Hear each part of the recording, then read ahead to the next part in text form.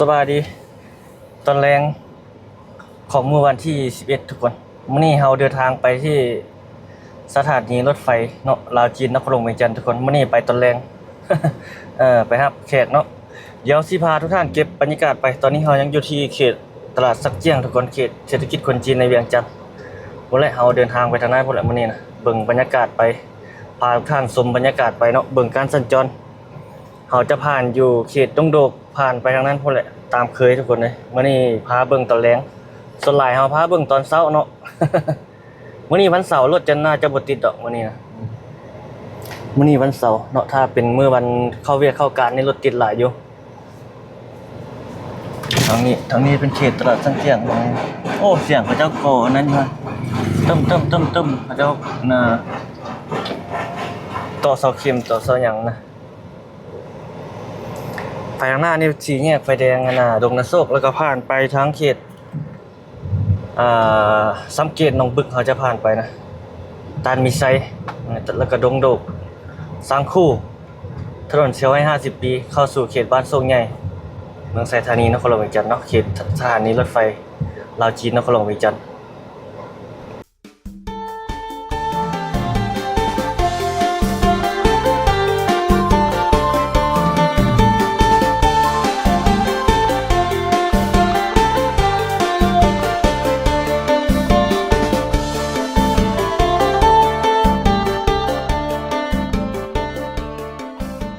เจียอันนี้นะทุกคนบ่แน่ใจคือกันเนาะว่าเขาเจ้าเฮ็ดแบบใด ถ้าเป็นอันนี้เนี่ยเขาเจ้าเอามาใส่เต็มเลยนะเจียนั่นนี่บ่เจียหนังสือติดตามป้ายเลยนี่เจียโปสเตอร์เขานะเต็มเลยไปตอนนี้ประมาณ3:40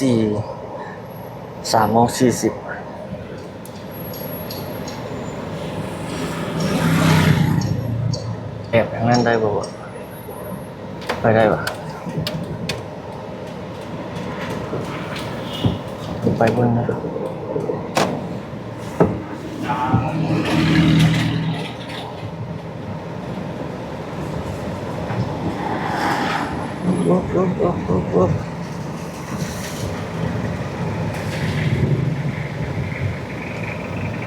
ทางแคบเนาะทางแคบรถไหล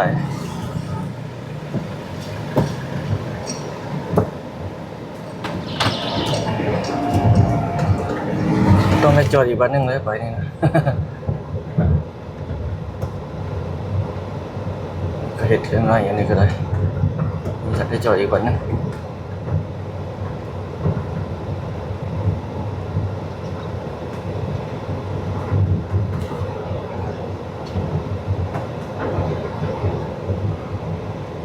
เลี้ยวซ้ายนี่ไปทางนั้นพุ่นแหละปากทาง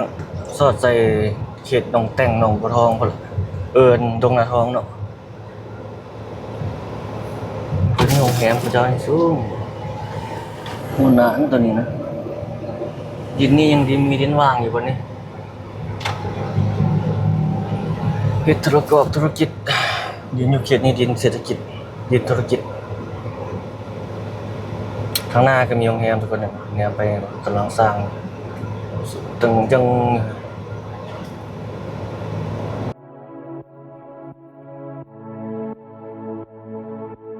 รถมีสายเหนือนี่ขนส่งสายเหนือขนส่งโดยสารสายเหนือเนาะนี่เจียนี่เอาไปติดใส่ทุกทิพย์นี่เหลืองๆบ่บัวเขาเจ้ามีการคุ้มครองแบบใดอันเจียนี่ไปติดสายใส่ทั่วทิพย์ป้ายนี่ก็เอามาติดใส่ ติดบ่เป็นระเบียบนี่ก็คือการที่มันป้อมยามไปมันก็เอาไปติดใส่หมดเหลืองๆธรรมดาต้องติดระเบียบเลยเนาะหรือว่าจากใดบ่ฮู้คือการเฮาก็ได้มันบ่งามเนาะเป็นไรติดใส่แบบนี้อันนี้ป้าย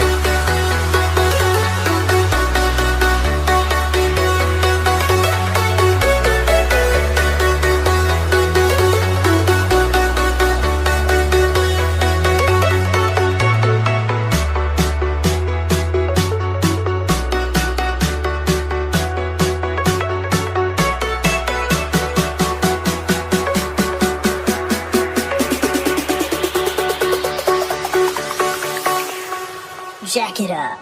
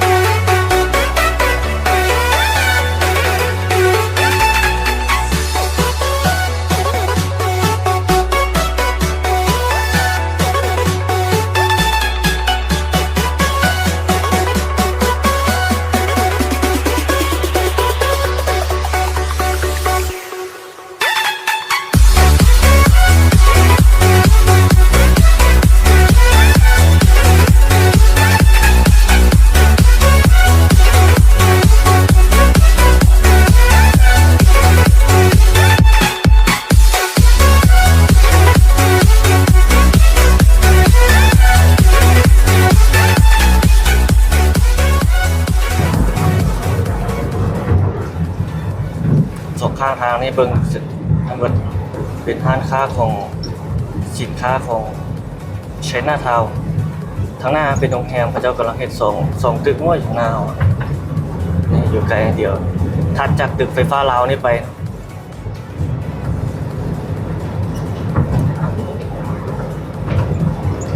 นี่อยู่นี่นะพูดแล้วหลายเปอร์เซ็นต์แล้วครับเขาบ่ได้มาถ่ายโดนเติบเลยสูงคือกันตัวนี้ก็ได้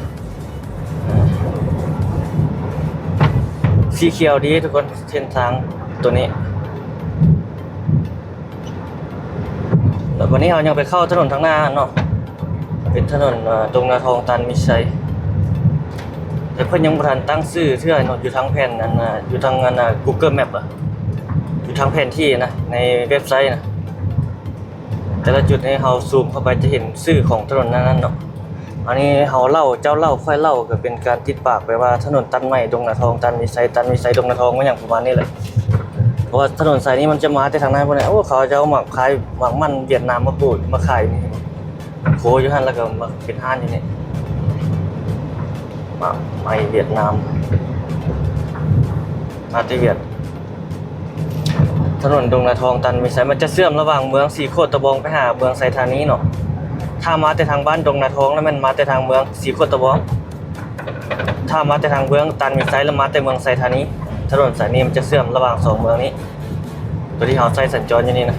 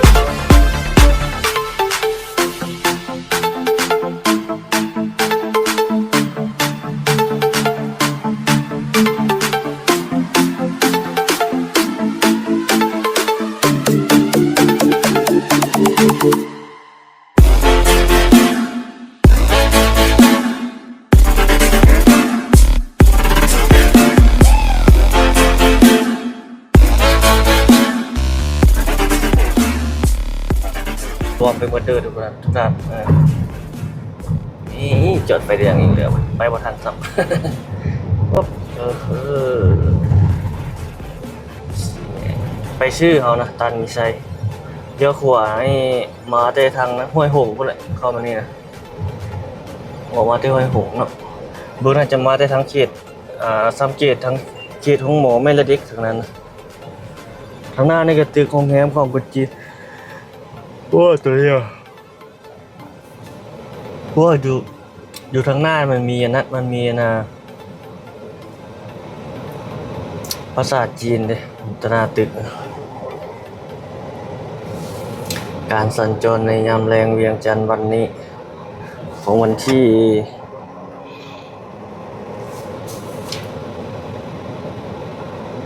11 เดือน 10 2025เนาะ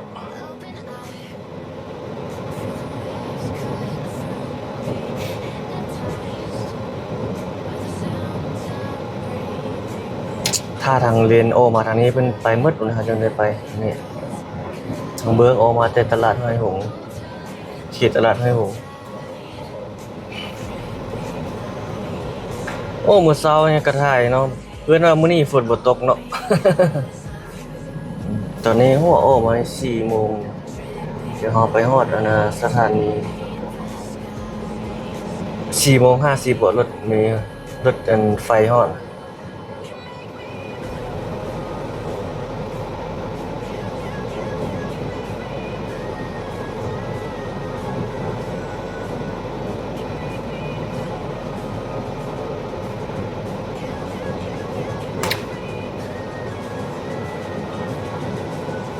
รถเที่ยวหลายที่ถนนเที่ยวนี้ก็เลย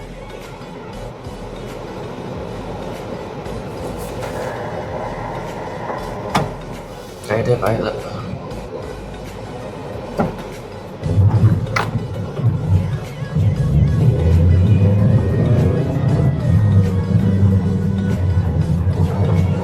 ร้านอาหารตัวนี้คนเต็มเสาร์อาทิตย์เต็มแต่สวยเลย มีคนกินมีอาหารอยู่เทิงนี่แล้วก็ข้างหลังเป็นตูบเนาะคักอยู่เลยพวกนั้นเอามาหาน้องไซมันลิ้นอยู่นี่คนเต็มคนหลายอยู่ตัวนี้ Dripping lights paint the skies, all because of you. Dripping lights paint the skies, only you can make me move. ทางหน้านี่เขียนไฟแดงตันมีใช้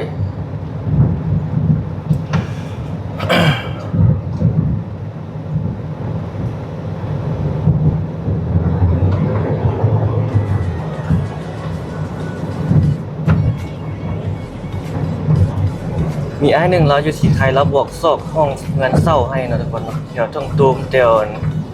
อันนี้นี่พูดถึงช่วงนี้บ่มีเวลาไปเที่ยวทางห้องทางอย่างเป็นเงินชั้นหนึ่งประมาณนี้นะเนาะเงินหรือว่าห้องแถวแบบมันโอ้ขอบเขตนั้นมันจะโอเคนะหนึ่งแบบมันโบวุ่นวายหลายโบนั่นแต่ช่วงหนึ่งนั้นเราไปเลิกเวียกไว้อันไปตลอดแต่ช่วงนี้เลิกเวียก ค่ำแล้วมันไปมันบ่เห็นละมันมืดแล้วเนาะคือเราถ่ายคลิปผ่านมาแหละถ้าเลิก5:30นนี่ไปทันเขาสามารถเข้าไปห้องได้มันยังแจ้งมันยังพุ่งถ้ากลางคืนเข้าไปแล้วบ่เห็นอย่างมันมืดปิกเลย7-8 โมงแล้วโอ้ติดตันไฟแดงตันมีไซอันยาวพอดพี่เลยโอ้โหไปได้อยู่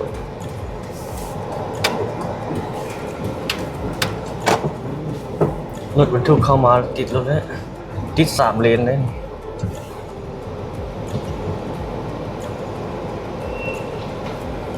ไฟแดงตันมีไซ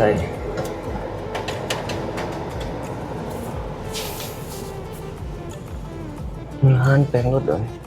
กล้ารถกับเจ้าเนาะ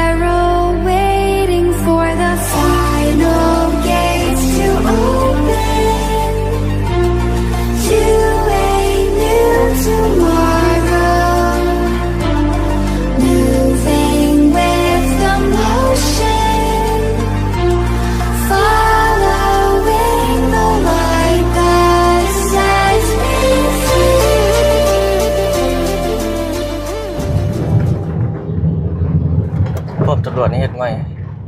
ตัวเก่ามาออกแล้วเฮ็ดใหม่โอ้ทางนั้นติดเว้ย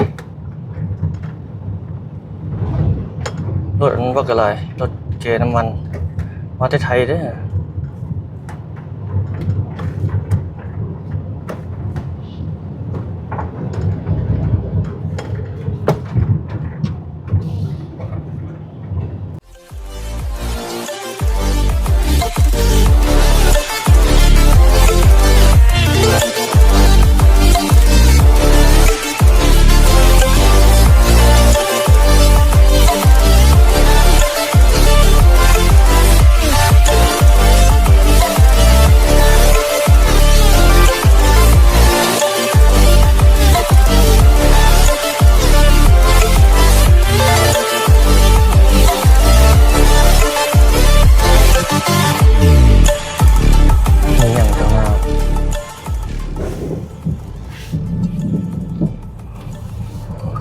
แบบนั้น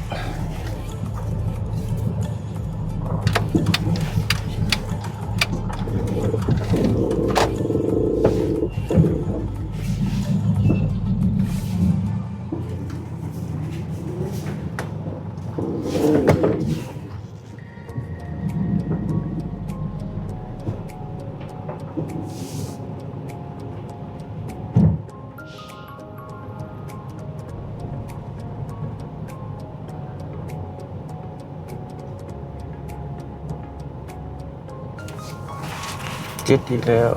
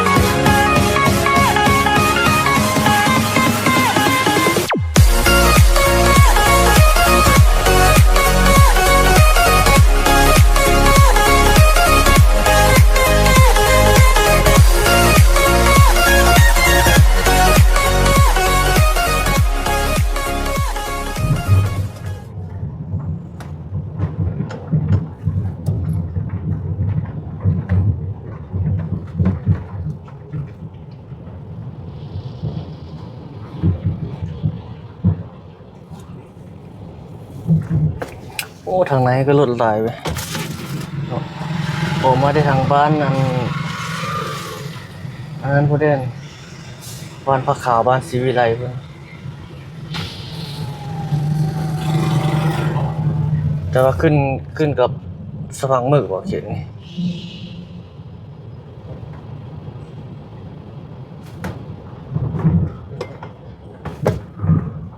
อันนี้รถเก๋รถเนี่ยเขาจะต่างรถมาขาย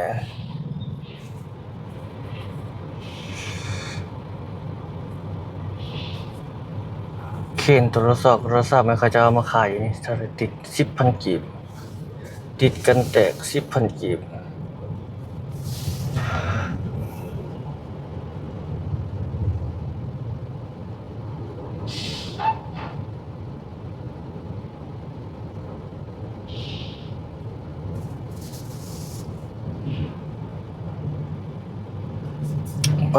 ไป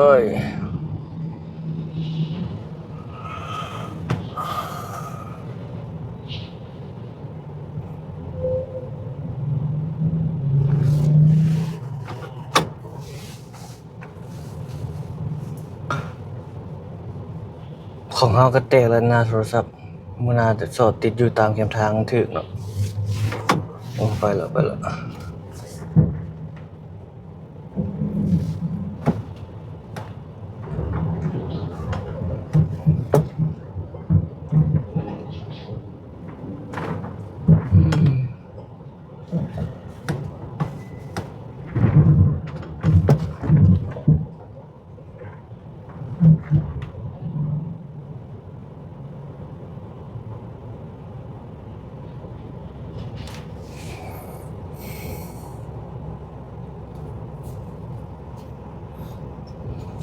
ติดตามเคยตูดได้หน่อยเดียวโอ้โหยไป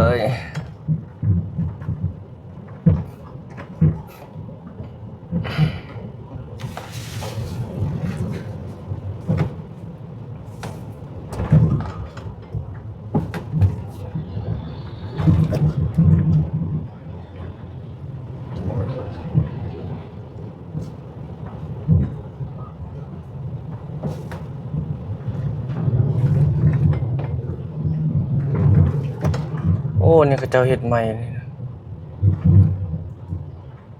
ชีอันนี้ออกไปขยายทางเนาะได้อีกประมาณ80ซังตีเมตรบ่เกือบได้เมตรหนึงเนาะขยายออกไปยังมีเหลือทางย่างอยู่นี่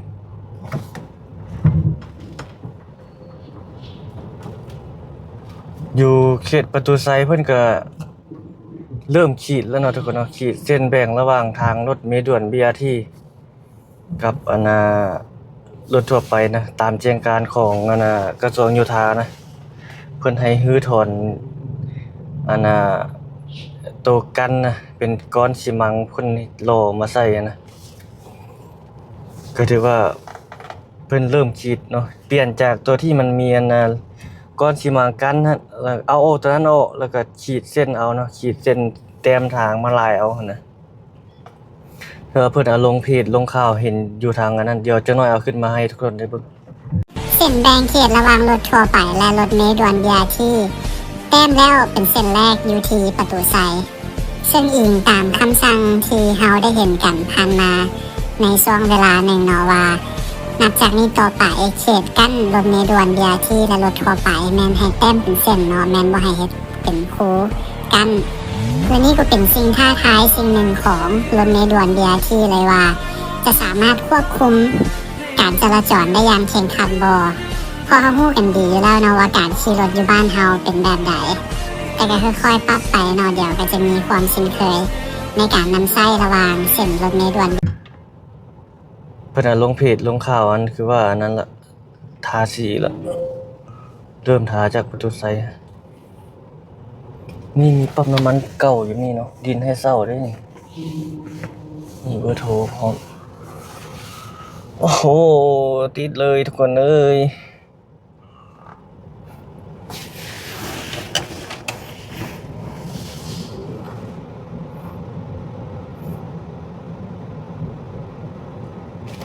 เบื้องนั้นมีห้านข้าวมันไก่สะพังหมึกอันนั้นเป็นอย่างอันนั้นห้านมหาเฮงการไฟฟ้าตัวไฟอ่ะสีแดงๆสีส้มๆโอ้เขานานแท้ทางหน้าสูงๆนี่เป็นโรงแรมเนาะโรงแรมแสงสวรรค์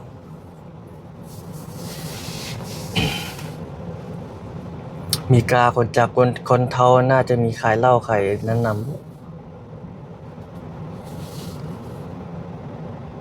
ไปโอ้โดนใช่ปะจอด3-4 เทื่อละ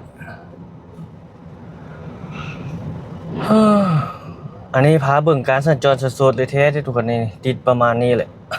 ตัวแรง อันนี้ยังแม่นมือบ่เข้าเวียกเข้าการได้ทุกคนนี่นะมือวันเสาร์มื้อนี้นะมันต่างเดี๋ยวอยู่บนใดต่างอยู่บนว่ารถอันนี้เข้ามาเนาะติดนำรถอันนี้รถบรรทุกนี่นะถ้ามือเข้าเวียกเข้าการนั้นรถอันนี้บ่เข้ามาแต่ว่าติดรถทั่วไปรถบรรทุกนี่เพิ่นมีโมงเด้ถ้าจันทร์ฮอดศุกร์นี่จะมีกำหนดโมงชั่วโมงเร่งด่วนใจผ่านบ่ได้ทางเช้าและแลงเนาะถ้ามือปกติเสาร์อาทิตย์นี่ผ่านได้ตลอดแต่ว่าเขาเจ้าเข้ามามันก็ติดนำรถอันนี้แหละบัดนี้สรุปติดทุกมื้อ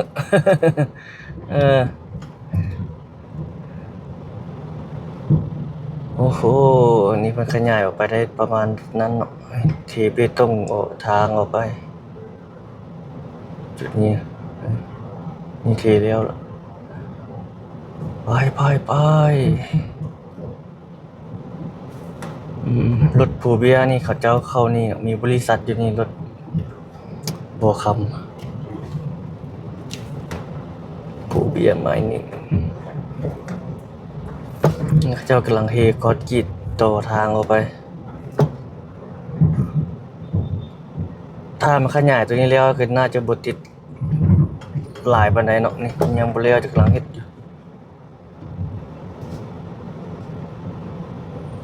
ยู่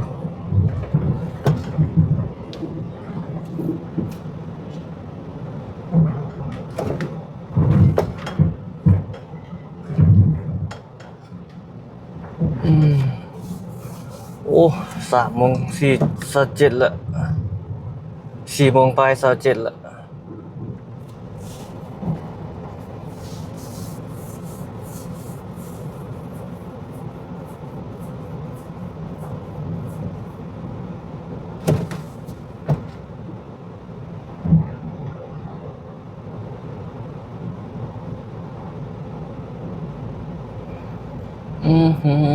นี่เขากำลังแปลงอันนี้โอ้คือติดว่ะนี่เขาจะดึงอันนั้นออกแล้วมันเกอ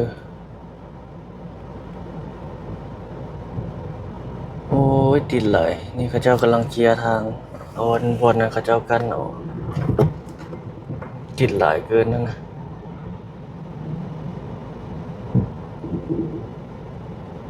ทางหลังเขามากันยาวเหยียด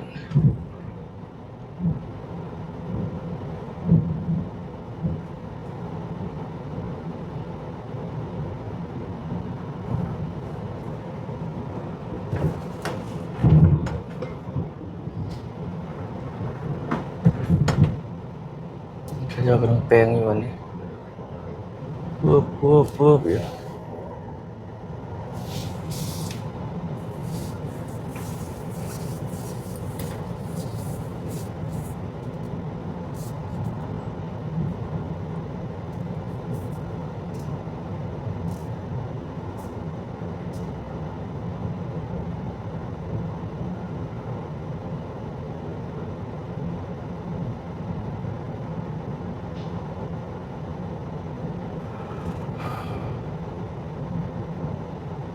โอ้ได้ไปแล้วปะเนี่ยไปเ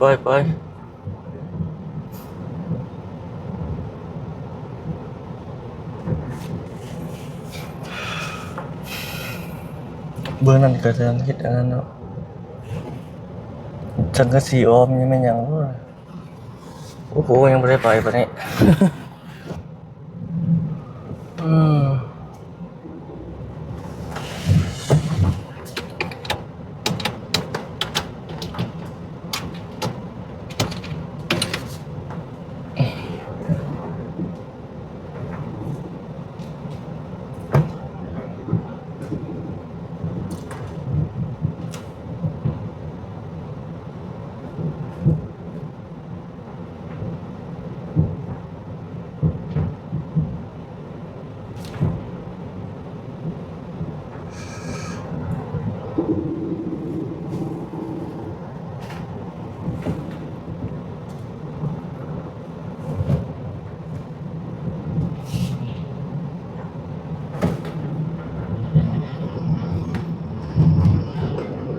นี่กำลังสิมางได้นี่บ่กำลังแปลงขยายเอาอีกนี่ก็ได้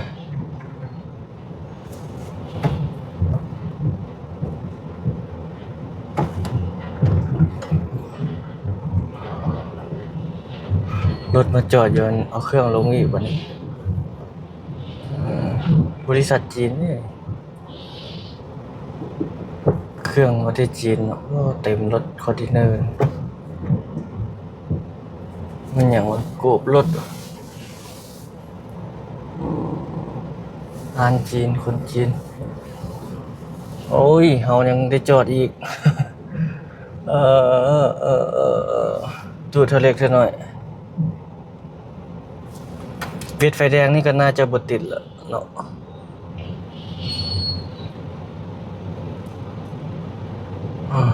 เจ้าเครื่องลง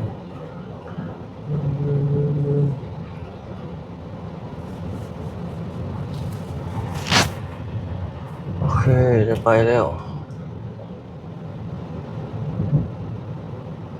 ตุดได้เท่าหน่อยรถอันนี้เนาะรถเก๋รถเนี่ยรถต่างเอาไว้ต่างรถ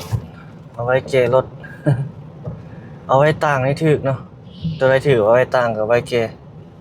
คือกันเนาะทำนองจะคล้ายๆกันแหละเอารถขึ้นเทิงกันได้จะคันนี้2 ประมาณ 4หลายเติบคันเนี่ยน่าจะมาแต่ฝั่งไทยคนนี้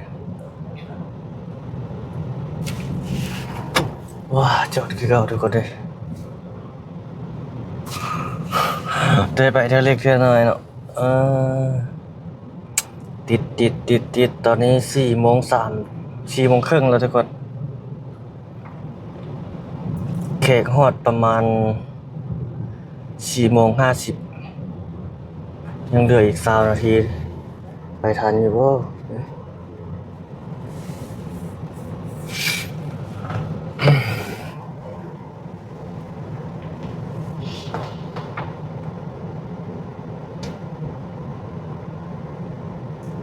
ห้านค้าอยู่เขตนี้ก็หลายสองข้างทางโอ้ได้46นาทีแล้ว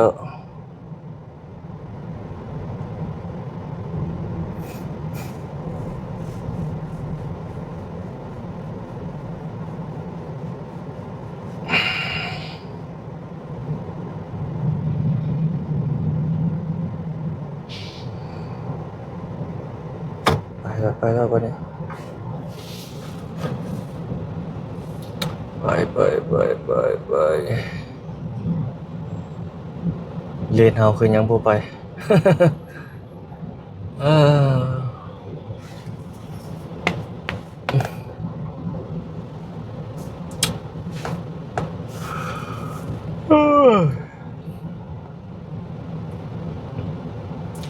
47นาทีแล้วเราเดินทางมานี่ทุกคนมันมาค้าอยู่ค่ายสร้างคู่สร้างเมืองนาทีบนเมื่อกี้โดนเนาะถ้าเอาไปติ๊กๆนี่ฮอดพุ่นแล้วตอนนี้ฮอดสถานีพุ่นละสถานีรถไฟพุ่นละ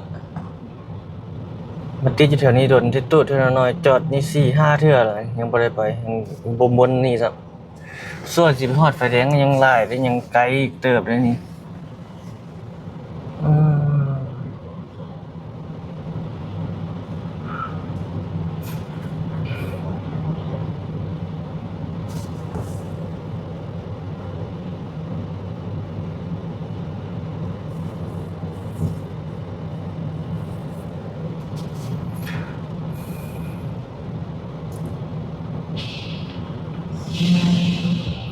อืม ไปแล้ว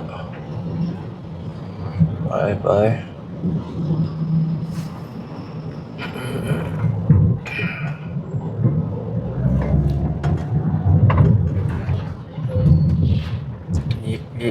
อีกโดนไหล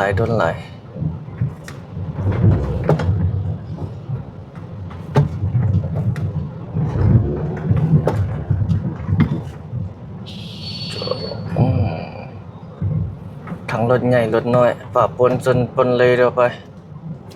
เบิ่งนี่ นี่เข้าบนนี่ไปสอดใส่นั้นบนไหนทุกคนสอดใส่บ้านศรีวิไลบนเพิ่นเฮ็ดไปตรงนี้สอดใส่พุ่นแหละนี่คันนี้เขาจะเอิ้นห้อมหยังนี่เข้าไปไหนสร้างคู่อะ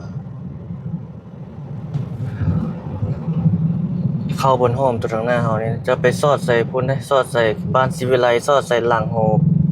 ประชุมพุ่นนะ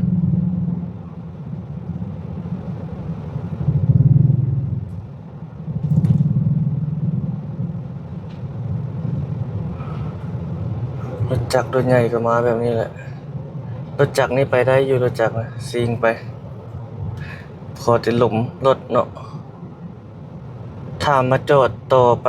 ตามรถใหญ่เนี่ยโอ้เลี้ยวแหละ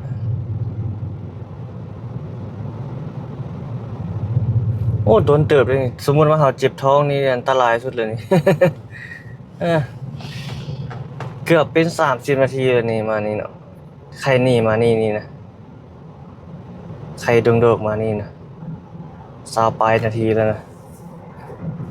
ยังบ่ได้ไปยังตูดอยู่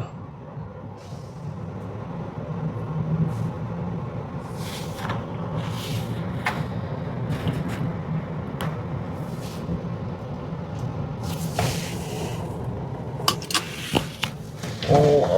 นี่วะ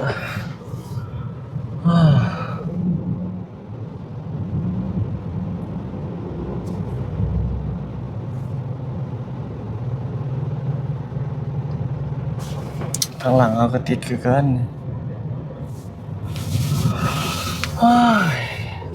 ดนเกือบ30นาทีแล้ว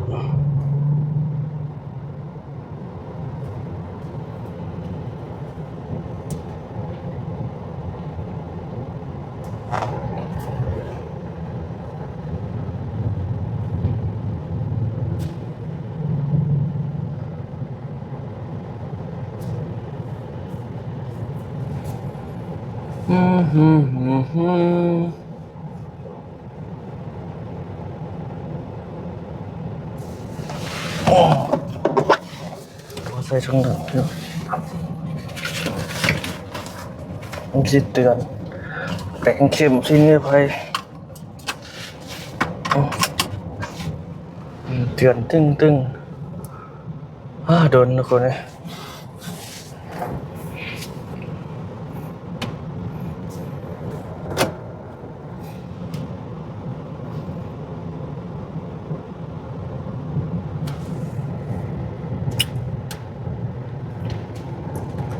โอ้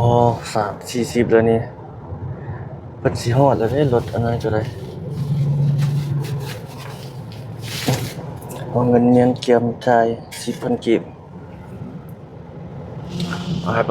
ไปโดนแล้วเอ่อ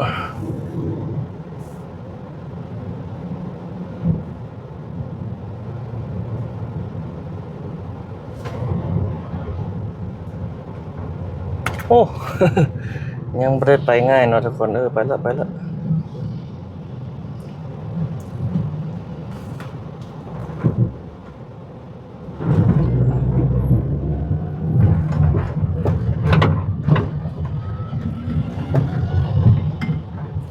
โอ้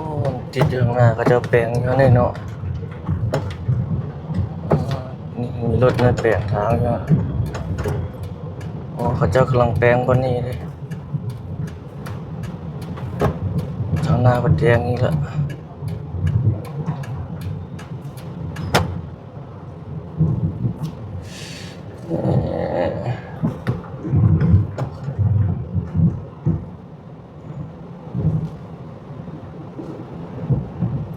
ทิศไปแดง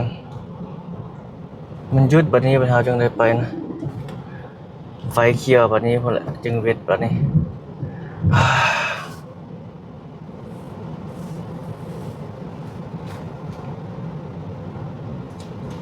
นี่เขาเจ้ากำลังแปลงอยู่นี่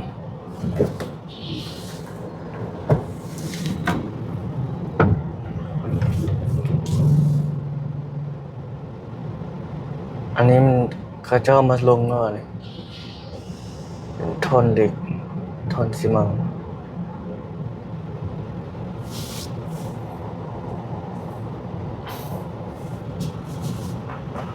รออีกตามเคยโอ้ได้50ปลายนาทีแล้วทุกคนเลย สัวสิผ่านไปได้สัวสิผ่านมาได้พ้นขีดอัน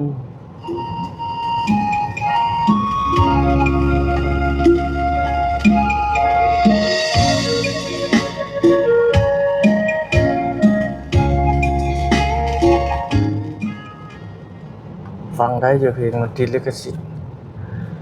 โอ้ยโดนทางนี้มันพงเล็กนี่เขาเจ้าเฮ็ดใหม่วะเป็นห้างขายเครื่องเลยที่หาเฮ็ดใหม่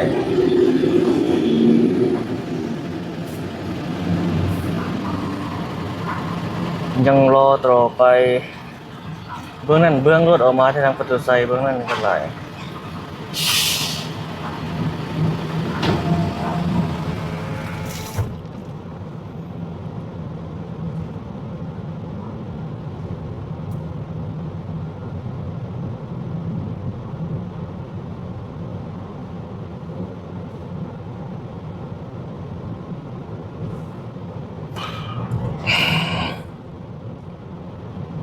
โดนเติบสัวสิผ่านไปได้ก็ได้คลิปนี้ได้ประมาณ50ปลายนาทีแล้วเนาะพาเบิ่งบรรยากาศการสัญจรบ้านเฮาสดๆยาวๆเรียลไทม์เลยคลิปของเฮามันแบบเรียลไทม์ทุกคนเลยว่ารถบรรทุกสินค้าเขาจะมาโอ้ติดรถใหญ่ๆนั่นแหละถ้าวันเสาร์อาทิตย์เนี่ยเขาจะผ่านเข้ามาได้ตลอดเลยเด้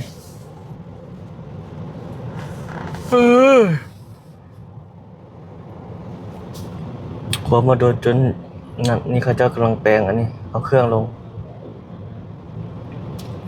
ใส่พื้นใส่ไฟหลายได้เนาะแปลงเคนแปลงอย่างนี้ก็มีเคนต้องได้ระวังเด้ก่อใส่ไฟสดเลยนี่เขาเจ้าเป็นเหล็กอันนั้นลงมันอย่างเป็นท่อนนะท่อนซีเมนต์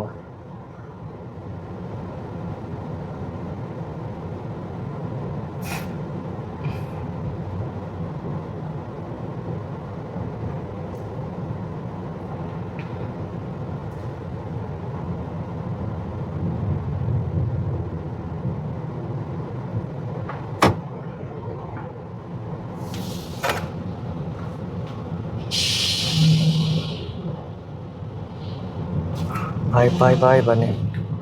เออผ่านเสียทีบัดนี้ ผ่านเสียที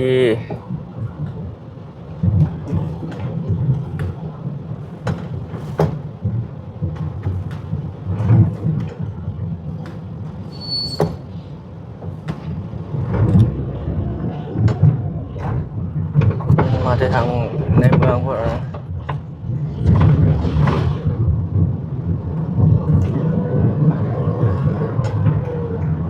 เข้าสู่ถนนเชียงราย10 ปีแล้วบัดนี้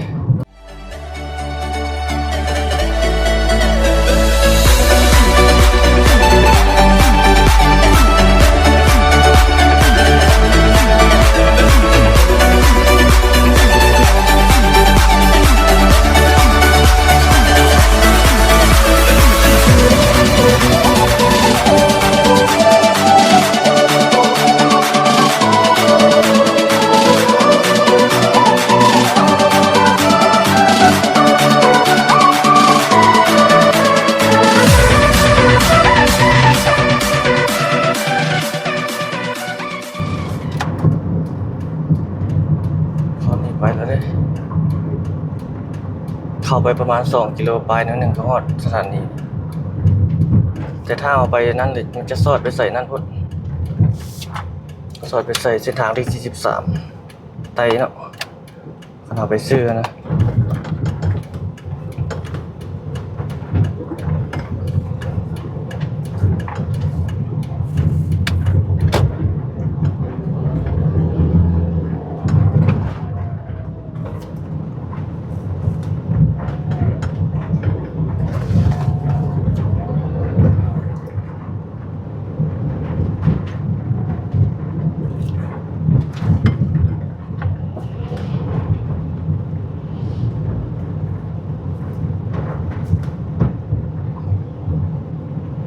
นี่ประเทศทางใหม่แล้วก็รถก็บ่ติดอันนี้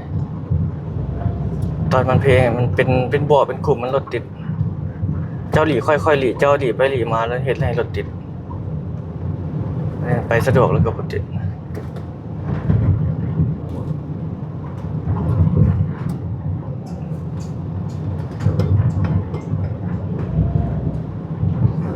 ยามแล้งอยู่เขตเมืองไซธานีทุกคนเขตนี้เนาะ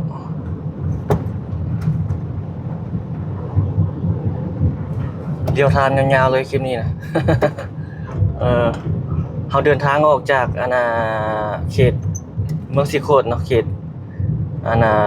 สังเจียงมาเขตตลาดสังเจียงนะมาฮอดเขตนี้ใช้เวลาอยู่ประมาณชั่วโมงนึงแล้วนี่ยังบ่ฮอดสถานีเนาะอีกประมาณกิโลปลายก็จึงฮอดสถานีเพราะนั้นมื้อวันเสาร์ได้ปะนั้นใช้เวลาชั่วโมงนึงถ้าปกติมันบ่มีรถติดคือเอามาตอนเช้านะประมาณ30ปลายนาทีนั่นนึงตอนเช้ามันรถบ่หลายถ้าตอนแลงนี่มันรถหลายตอนเช้าตอนเช้าก็ประมาณ6 โมง6 โมงปลายทุกคนเนาะ6 โมงหา7 โมงหั่นบ่หลายนะไกลนั้นไปแล้วก็หลายคือเก่าหั่นแหละ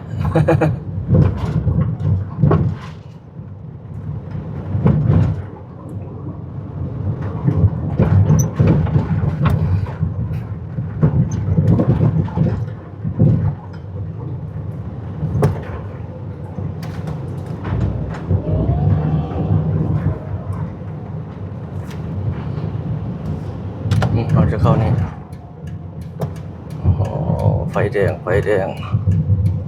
ไปซื้อซอสใส่เขตหลัก16โอ้ทางหน้ามีแบร์ทุกคน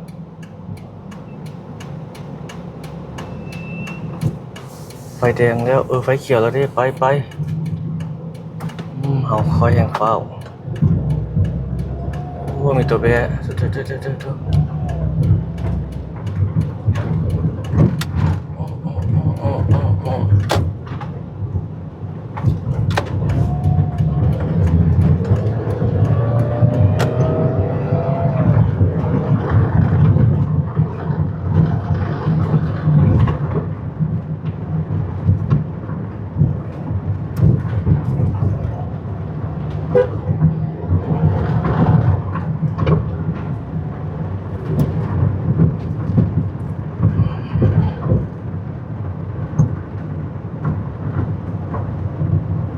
ไปในคอมบริรถไฟเสียมาหอดบ่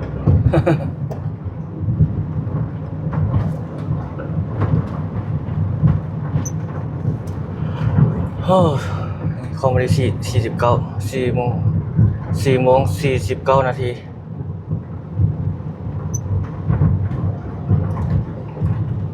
หมดเขตสถานีละรถไฟละทางหน้ามันรถมันอย่างใหญ่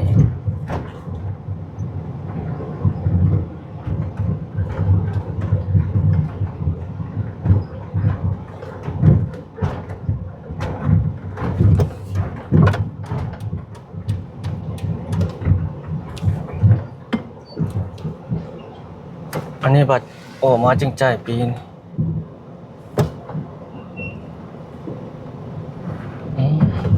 ครัวนี่บักใหญ่ๆถ้าเขาเห็น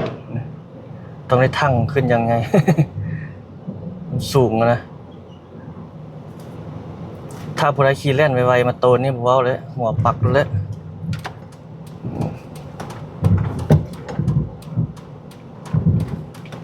โอ้มันเขาบอกให้เข้าแล้วเว้ยนี่เขาบอกให้เข้าแล้วนี่ก็จอดลัดไว้แบบนี้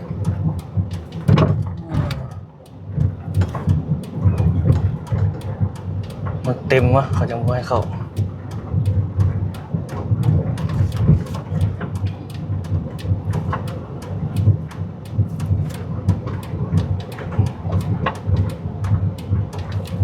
รถจอดทางนี้บอกอะไร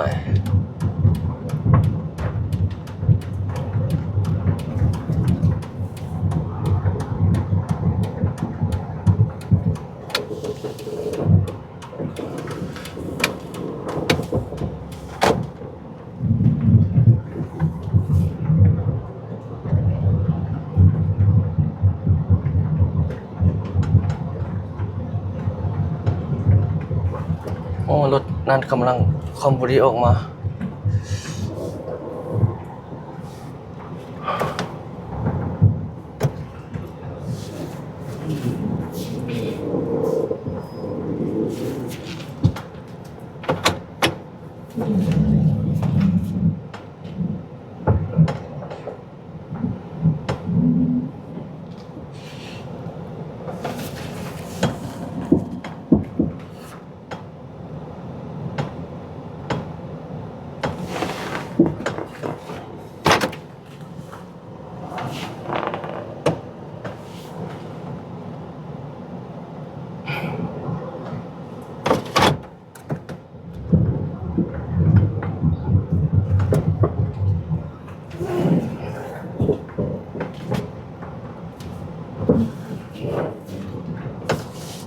โอ้มานี่เลยบอกจอดนี่ไปได้มั้งเฮ้ย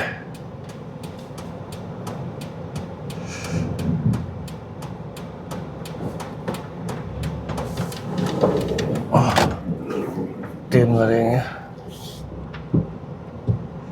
เขาจะสงวนไว้แบบนี้เนาะนี่วันนี้ก็ยังวางเลยห้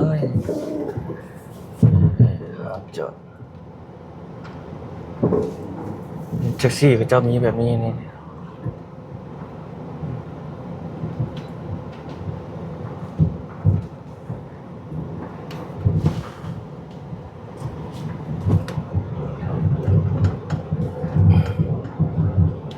เต็มไป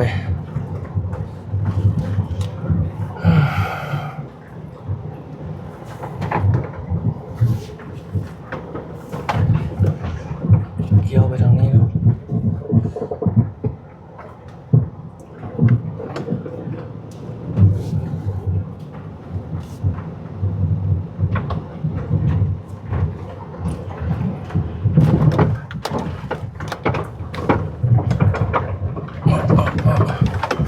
เจ้าขยายมาพี่ไม่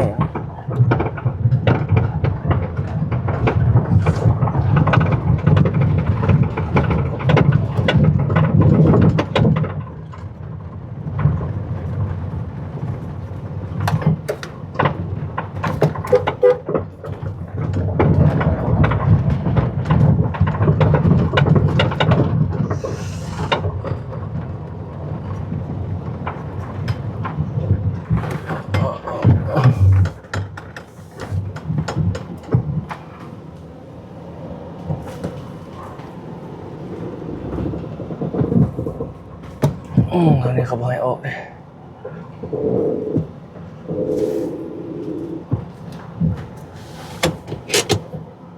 โอเคโอ้แล้วเดี๋ยวลงไปยืนรอท่าเรา